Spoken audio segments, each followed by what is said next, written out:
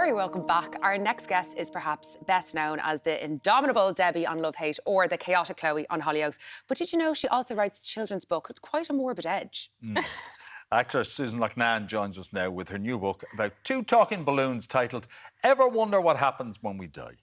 Susan, thanks for joining us. Thank you for having me. This is amazing. No, we're delighted to have you on. But we need to talk to you about this new book and its title.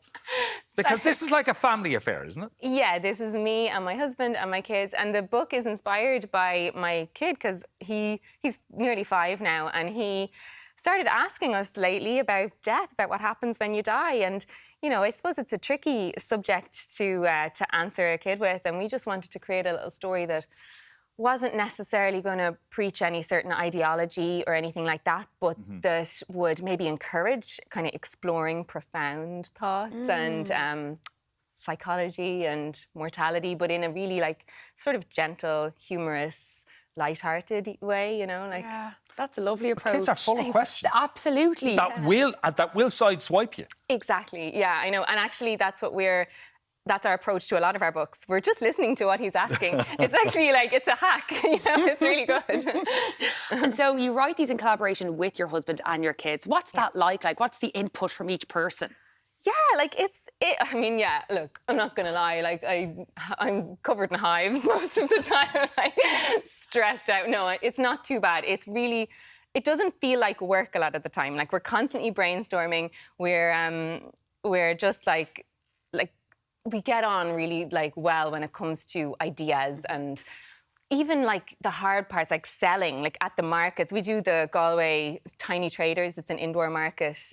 We have 2 days left of it, the 21st and 22nd of December. We're looking at a picture, family group. And like the kids come along to the markets, and even selling at the markets is like fun. Every part of it is fun. Like we're, you know, meeting people who are reading our books, like people who are actually coming back to us, buying our books again and telling us how much they've helped. Like our potty training book, like, is helping kids to find potty training adventurous rather than, you know, daunting. Yeah. And so it's all just inspired by what our kids are going through at a certain time.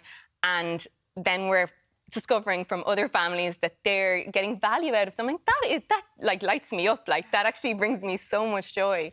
Okay. So. Have you had a situation yet where you're sitting somewhere and you're looking at somebody reading one of the books to a child? You haven't got that? We've had photos of that. We've had people send us photos of like kids on the potty, like, and they're like, "Oh, we got a poo." But also, sorry, how many almost 5-year-olds can say that they're a published author? What an achievement for him!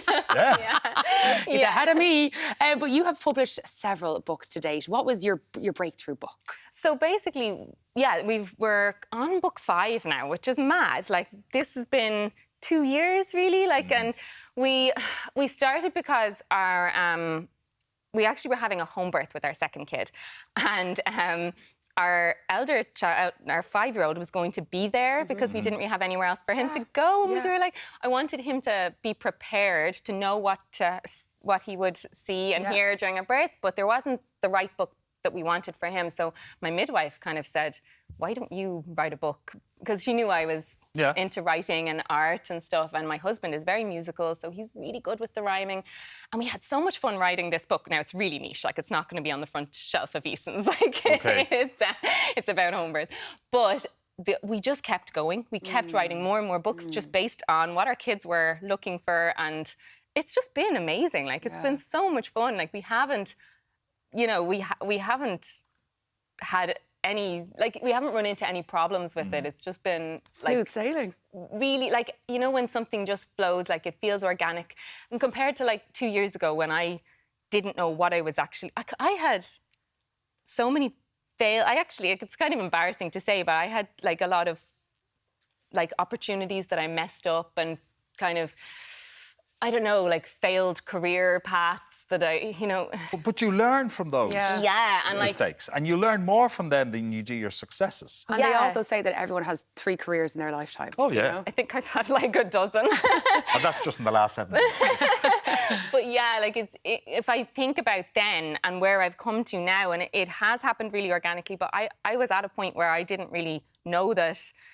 I was kind of embarrassed nearly to talk about my career at that stage. Like I didn't know what I was doing, and I was completely unskilled and I felt unable to really do much. And then this just happened. Like we were kind of nudged. It just shows you like life can just turn out okay in the end, like despite how worried you are.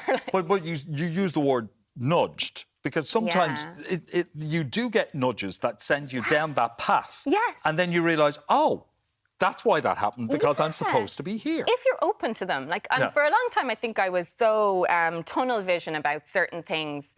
And then I started to just relax, especially since having kids. Yeah. And I just got open to, like, being nudged. And I ended up here. And, like, this... You know when something feels right? We've got some of your books here. And I'm in shock still. I can't believe we've achieved that. And I'm here, like with you guys talking about it. Like, this is mind-blowing. We're absolutely thrilled that you're here. And we think that the books are amazing. You talk about, like, your failings or failures that might have occurred. You also had a diagnosis which might have explained some of the things that would have happened previously in your life. Yes. You were diagnosed as ADHD. Yeah, which honestly I think like a lot of people have ADHD, and I think a lot of people go undiagnosed, especially women. But realising that is how your brain works is so helpful, and it just gives you so much more forgiveness of yourself. I think everyone should like look into these things because you know you start to realise how you can hack your brain, like how you can use it to the best of your ability, how to use your mind in a way that is, you know, really productive, and how to be forgiving when you don't achieve what you need to achieve compared to other people. A lot of the time you're looking at other people going, how is she able to do all that? How, you know, and you're like, it's just a case of being understanding and forgiving towards yourself. And okay, but everything that might have happened in your life up to that point suddenly makes sense. And I'm so much gentler on myself now than I was. Yeah, but it's funny that you mentioned failures, as like people would remember you from such successful shows such as Love Hate, you know. Isn't it funny? So it's funny how you look at it compared to how other people look at it, I suppose. But how was your time on Love Hate? You have fond memories of that time? Yeah, it's so funny because exactly like that, like where other people think you're flying, and at the time you're like, oh, why am I achieving this? Yeah, Love Hate it's 10 years ago now, which is mad. I know. We're saying that today. Yeah, that makes me feel a little bit old. Yeah, because I always remember it based on my IFTA. Like that was 2013, and now it's 2023, so that's a full decade later. Like, which is shocking, and that is like.